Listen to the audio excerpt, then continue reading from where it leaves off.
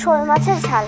আর যেহেতু এখন বৃষ্টি, ওই জন্য আমাদের মাঠ থেকে এই মাছটাকে ধরা হয়েছে। আর এখানে এটাকে খুব ভালো করে এখন কেটে নেওয়া হচ্ছে।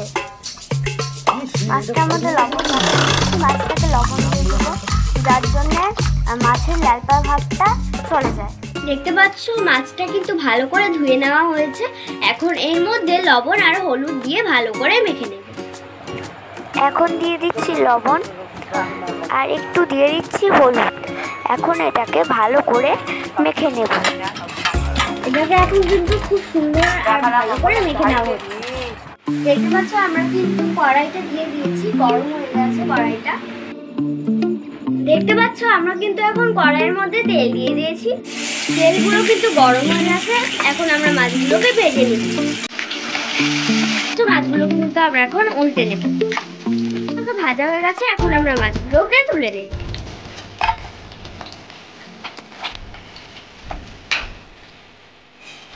এখন কিন্তু আমরা মাছের বাকি অংশগুলোকেও ভেজে নিলাম। গুলোকে ভেজে নেব।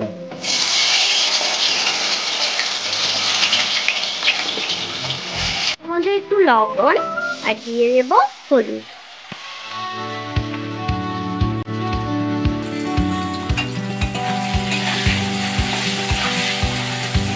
ভাজা হয়ে গেছে, এখন এগুলোকে তুলে নেব।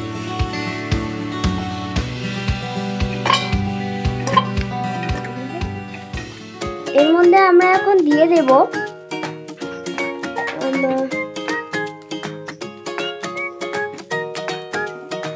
শুকনো লঙ্কা, দারচিনি, এলাচ, আদা, রসুন। এটাকে যদি আরেকটু হালকা ভাজা হয়ে যায় তখন এর মধ্যে আমরা পেঁয়াজ দেব। এরপর আমরা গ্রাইন্ডারের মধ্যে দিয়ে দেব পেঁয়াজ, দুটো কাঁচা লঙ্কা, আদা কুচি, রসুন। এগুলোকে আমরা এখন পেস্ট করে নেব।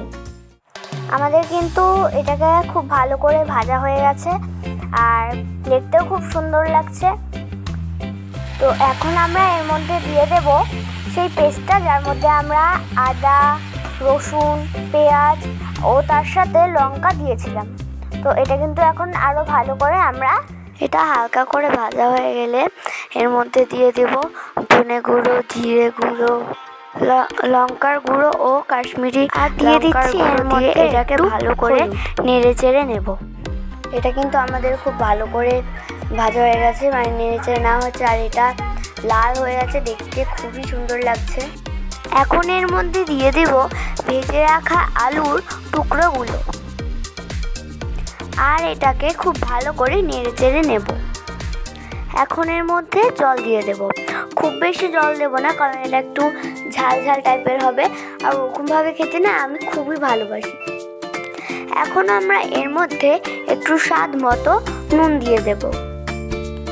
এর মধ্যে এখন ঢাকা দিয়ে কিছুক্ষণ রেখে দেব। এটা কিন্তু এখন হয়ে গেছে আর এটা দেখতে না